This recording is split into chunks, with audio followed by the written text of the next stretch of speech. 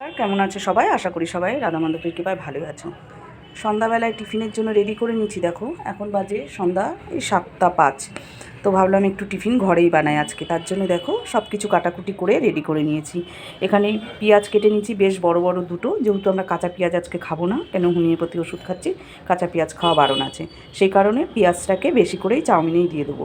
এখানে কাটা রয়েছে বেশ কিছুটা কাঁচা লঙ্কা, এখানে রয়েছে বিনস, গাজর, এদিকে রয়েছে একটা ক্যাপসিকাম, আর একটা আলু দিয়েছি। এরা আলু পছন্দ করে না, কিন্তু আমার আবার চাউমিনে আলু দিলে বেশ লাগে।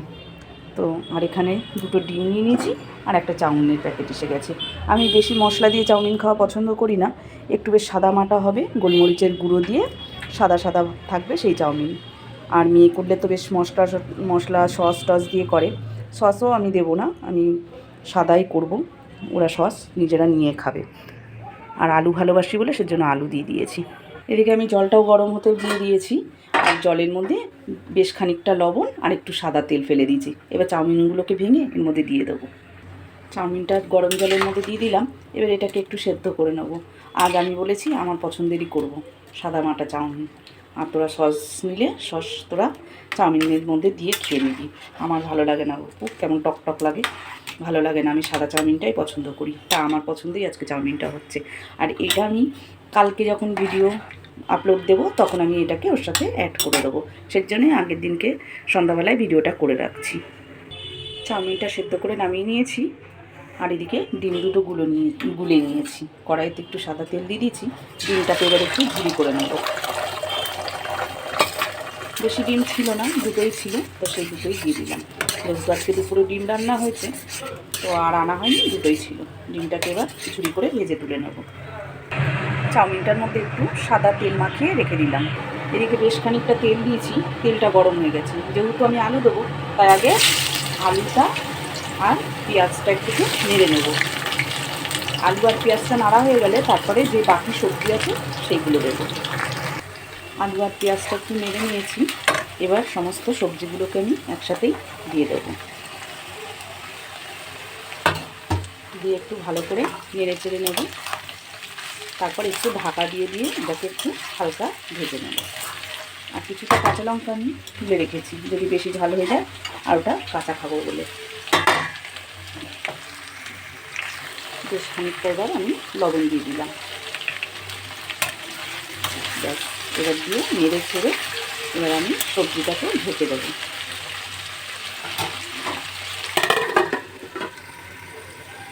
সবজিটা নাড়া হয়ে গেছে আর বেশ নরম হয়ে গেছে। এবার আমি এতে চাউমিনগুলোকে মিশিয়ে দেবো। দিয়ে ভালো করে নাড়িয়ে নেব।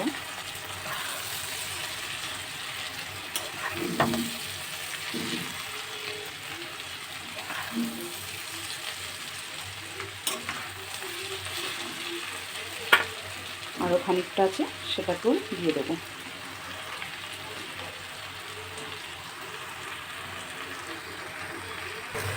এর মধ্যে দিয়ে দেবো অল্প করে লবণ। সেদ্ধর সময় লবণ দিয়েছি, সবজিতেও দিয়েছি, তাই অল্পই দিলাম। দিয়ে দেবো গোলমরিচের গুঁড়ো, খুব বেশি দিচ্ছি না, অনেকটাই কাঁচা লঙ্কা দিয়েছি, অল্পই দিলাম। এবার ভালো করে মিক্সড করব। খুব ভালো করে নেড়ে এদিক ওদিক উল্টে পাল্টে দেবো। এক হাতে নাড়ছি, এক হাতে ভিডিওটা করছি, তার জন্য খুব ভালোভাবে নাড়তে পারছি না। তোমাদেরকে হালকা করে দেখিয়ে দিচ্ছি।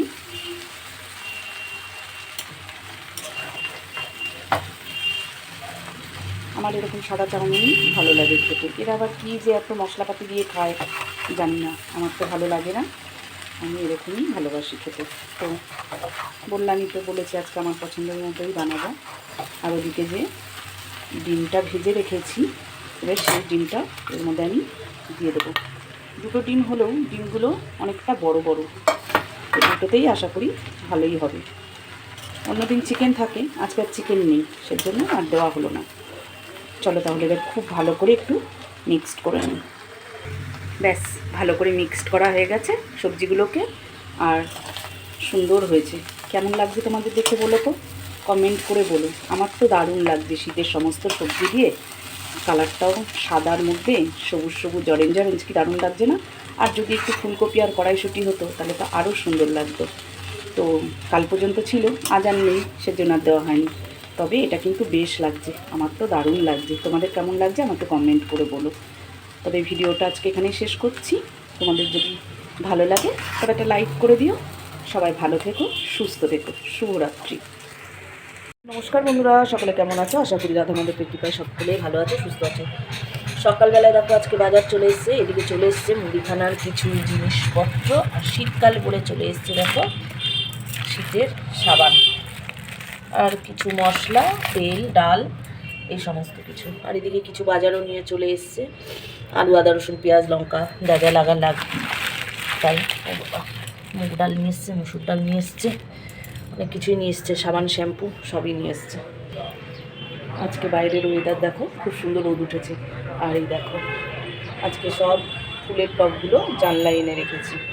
ফুল গাছ, টমেটো গাছ, দেখেছো আমার টমেটো গাছে ফুল এসেছে, অনেক বড় হয়েছে, জানি না টমেটো হবে কিনা। ফুল তো ফুটেছে। আর ওদিকে যেহেতু কাজ হচ্ছে তাই সব গাছগুলোকে এনে এখানে রাখা হয়েছে। আজ বৃহস্পতিবার, স্নান সেরে পুজো আমি করে নিয়েছি। চলো তোমাদেরকে রাধা মাধবকে দর্শন করাই। চলে এসেছি ঠাকুর ঘরে। গিরিশোনাকে রাধা মাধবকে দর্শন করো রোজের মতো। আজ আর টিফিন করিনি, বলেছি বাইরের থেকেই পাউরুটি কলা নিয়ে আসতে, সেটাই খেতে। বৃহস্পতিবারে পুজো করতে গেলে অনেকটাই সময় লেগে যায়, আর সেই কারণে টিফিন আর করলাম না। পুজো আমার হয়ে গেছে, প্রসাদ দর্শন করো।